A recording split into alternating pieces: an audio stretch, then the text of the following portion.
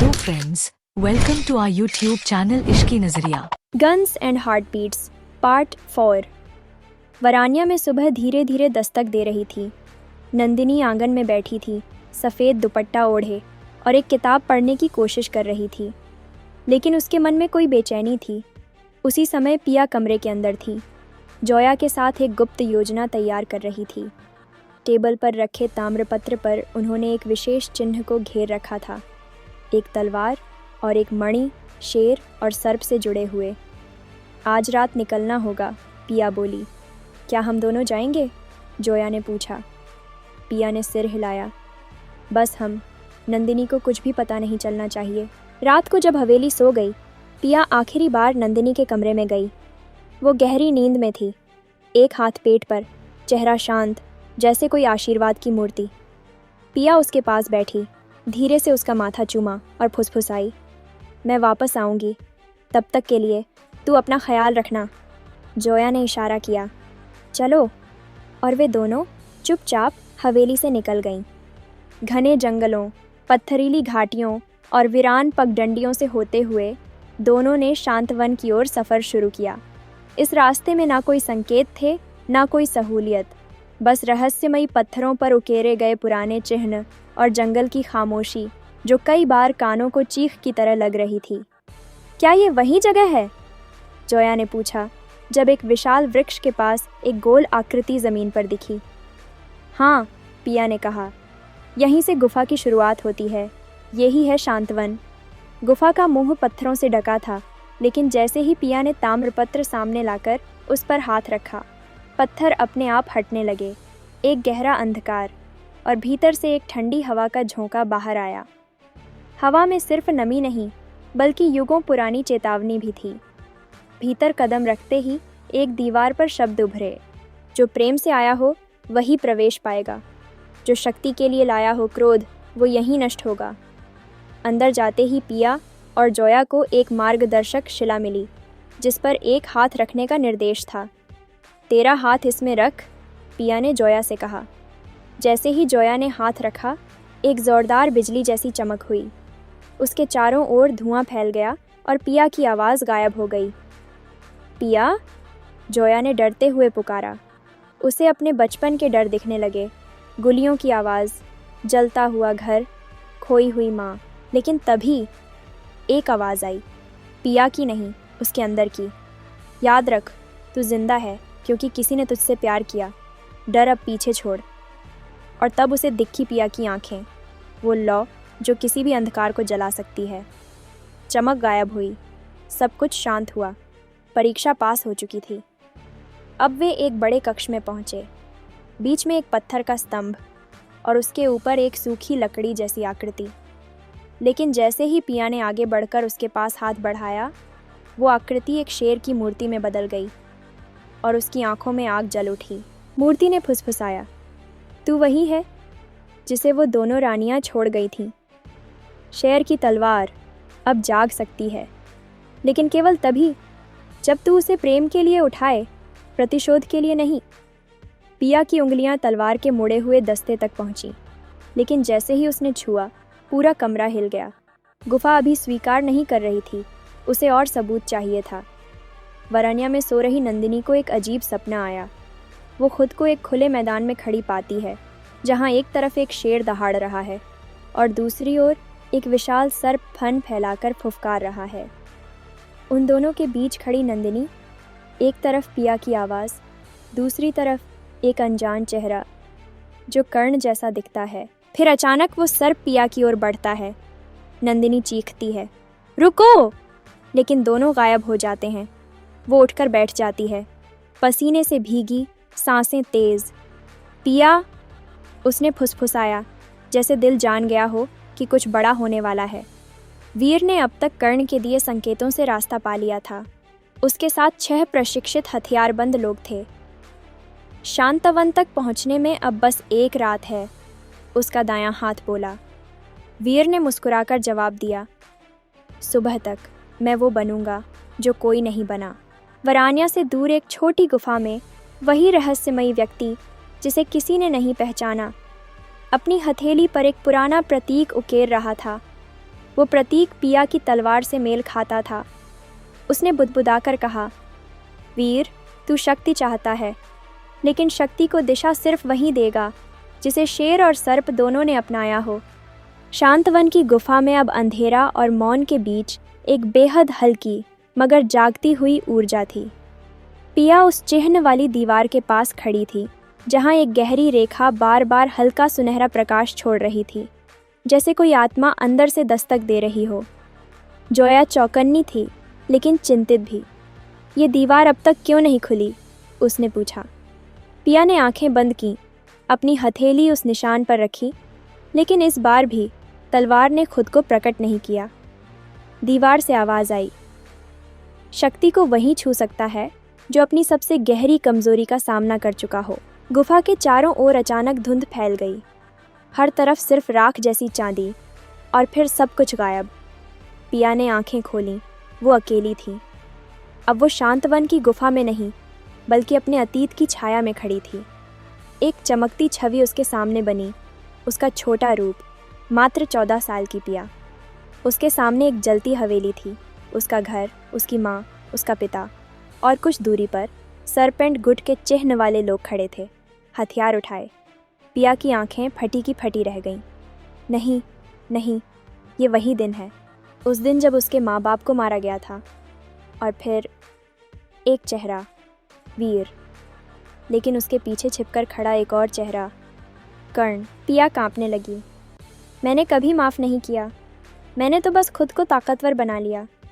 मैंने नफ़रत को ढाल बना लिया, पर शायद कभी भी पूरी तरह से माफ़ नहीं कर पाई। सरपेंट को, नंदिनी को भी नहीं। तभी गुफा की दीवार पर लिखा गया एक शब्द चमक उठा, स्वीकृति। और उसी क्षण दीवार से वो शेर की मूर्ति फिर प्रकट हुई। उसकी आंखों में अब आग नहीं, प्रकाश था। स्तंभ से धीरे धीरे धुंध हटने लगी। अब वहाँ एक पतली मगर दमकती हुई तलवार थी, उसकी धार पर छोटे छोटे नाग शेर के चिन्ह उकेरे हुए। पिया ने आगे बढ़कर हथेली बढ़ाई। दीवार ने चेतावनी दी, अगर तू अब भी प्रतिशोध के लिए है, ये तलवार तुझे भस्म कर देगी। पिया ने गहरी सांस ली। मैं अब प्रतिशोध नहीं, रक्षा के लिए हूँ। अपने प्रेम की रक्षा, अपने परिवार की रक्षा, और उस शक्ति की रक्षा जो अनोखी है।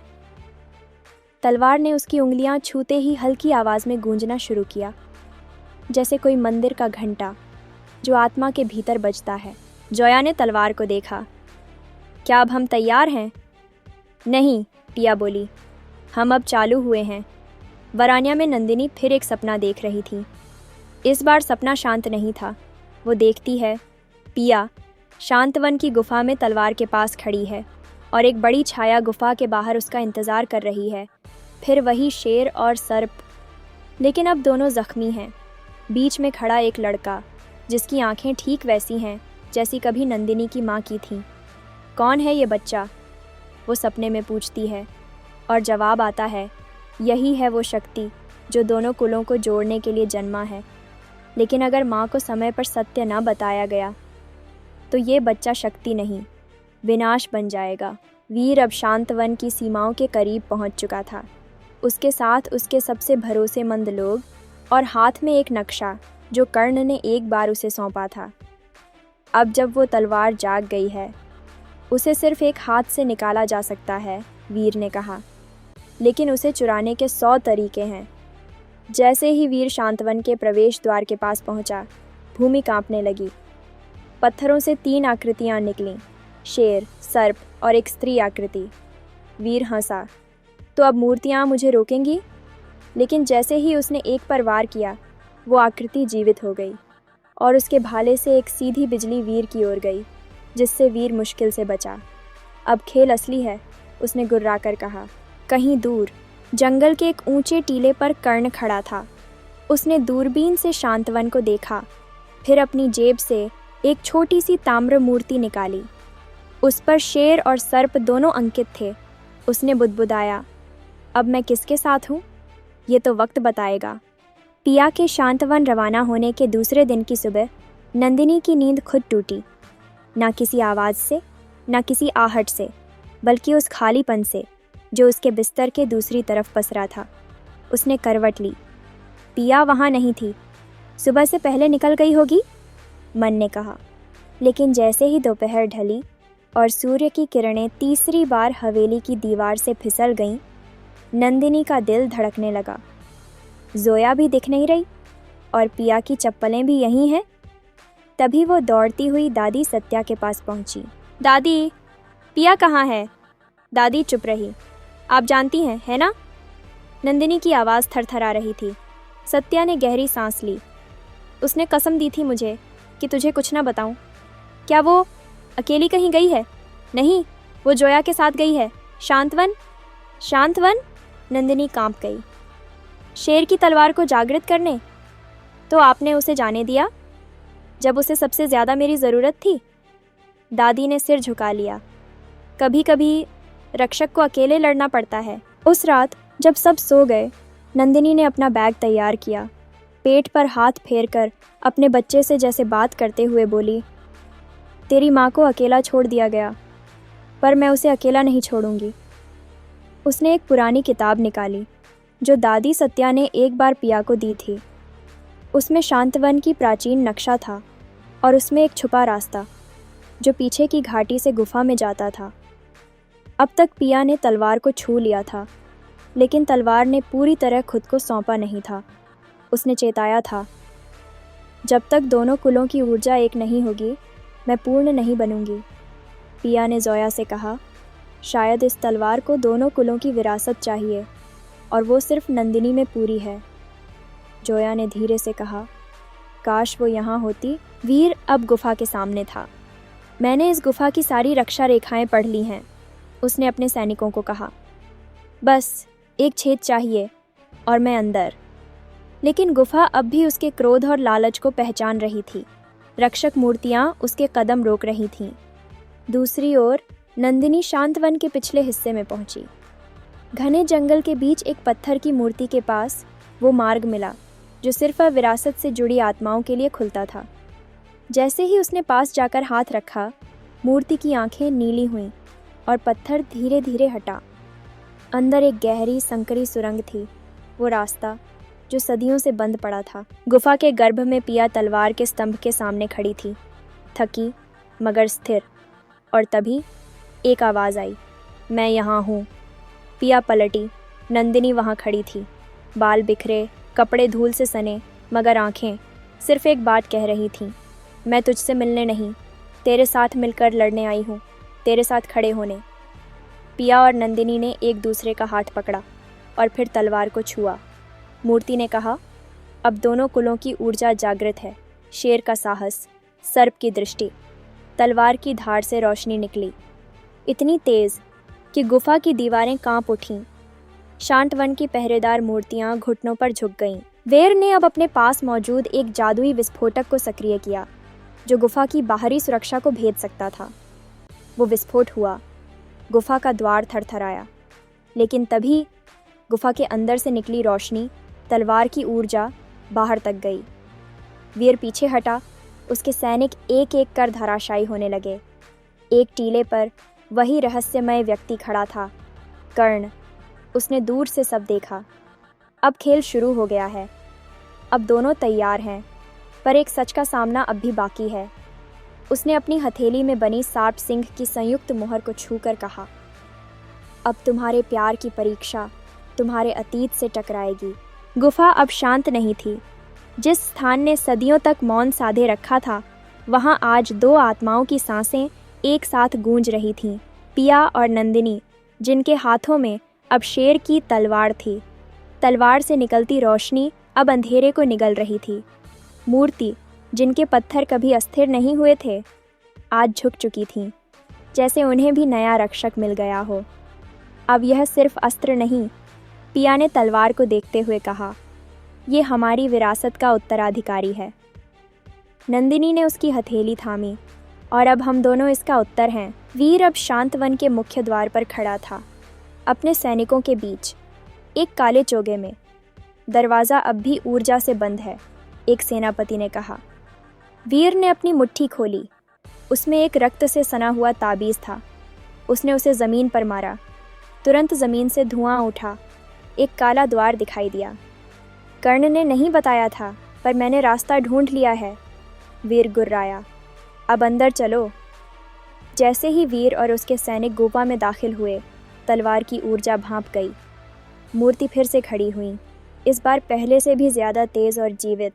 पर अब पिया और नंदिनी तैयार थीं। वीर का पहला वार गुफा की दीवार पर हुआ और उसके पीछे पिया खड़ी थी, तलवार उठाए। ये अस्त्र तू नहीं छू सकता वीर, पिया ने कहा। वीर हंसा। क्यों? क्योंकि तूने छू लिया? नहीं, क्योंकि तू प्रेम नहीं समझता। वीर ने तलवार की ओर दौड़ लगाई, पर तभी नंदिनी सामने आई। उसकी आंखों में वो ज्वाला थी जो केवल एक माँ में हो सकती है। तू मेरे बच्चे के करीब नहीं आएगा। पिया ने एक चक्कर खींचते हुए तलवार की नोक से वीर के सैनिकों को धकेला। नंदिनी ने अपनी पुरानी कराटे कला और तलवार का संयोजन किया। हर वार जैसे शुद्ध न्याय था। वीर चौंक गया। तुम दोनों साथ हो और तलवार तुम्हारे पास, तो युद्ध जीतना असंभव है। पिया ने उत्तर दिया, यही हमारी शक्ति है। हम साथ हैं, इसलिए अजेय हैं। शांतवन की दीवारों पर अक्षर चमकने लगे। जो शक्ति जाग चुकी है वो अब रक्त की मांग करेगी। या तो रक्षक बलिदान देंगे या शत्रु मिटेगा। वीर पीछे हटते हुए मुस्कुराया। तुम सोचती हो मैं यहाँ बिना ऐसे ही आया हूँ? जिसने तुम्हें तलवार तक पहुँचाया वही मुझे रास्ता दे गया था। पिया की आंखें चौड़ी हुईं। कौन? वीर ने नाम लिया। कर्ण। नंदिनी की सांस अटक गई। वो तुम्हारा दोस्त नहीं है पिया, वो तुम्हारा शिकार है। पीछे से जोया ने सैनिकों को निशाना बनाया। तलवार की सुरक्षा के लिए बने चक्र के पास खड़ी होकर चिल्लाई, पिया अब बहुत हुआ। उसने एक रक्षक मूर्ति को पुनः सक्रिय किया, जिससे तलवार की रोशनी और तीव्र हो गई। पिया ने तलवार घुमाई। वीर के सीने पर सीधा वार। वीर पीछे गिरा, लेकिन पूरी तरह हारा नहीं। वो घायल था, लेकिन हारा नहीं। मैं लौटूंगा, ये खत्म नहीं हुआ, उसने कहा और अपने सैनिकों के साथ अंधेरे में गायब हो गया। पिया और नंदिनी अब शांतवन के केंद्र में बैठीं, तलवार उनके बीच रखी। हमने वीर को रोका, पिया बोली, पर हराया नहीं। अभी उसका लक्ष्य हमारा बच्चा है, नंदिनी बोली। और कर्ण? पिया की आंखें दूर देख रही थीं। तभी बाहर से आवाज़ आई, दादी सत्या की। वो अंदर आईं, थकी हुई लेकिन तेजस्वी। मैं जान गई थी तुम दोनों को तलवार मिल जाएगी। अब अगली तैयारी की जाए, क्योंकि कर्ण अब नज़दीक है। शक्तियाँ जाग चुकी हैं, पर युद्ध तब तक नहीं रुकता जब तक विश्वास धोखा ना खा जाए। वीर की हार पहली थी, पर सबसे बड़ा धोखा अब भी छुपा है, क्योंकि जब रक्षक का दिल दो हिस्सों में बटेगा तो तलवार भी दो भागों में बट सकती है। क्या होगी वीर की अगली चाल और कैसे बचाएंगे पिया और नंदिनी अपने बच्चे को और दिव्य तलवार और मणि को वीर से? जानने के लिए देखते गन्स एंड हार्टबीट्स सिर्फ इश्क के नज़रिया पर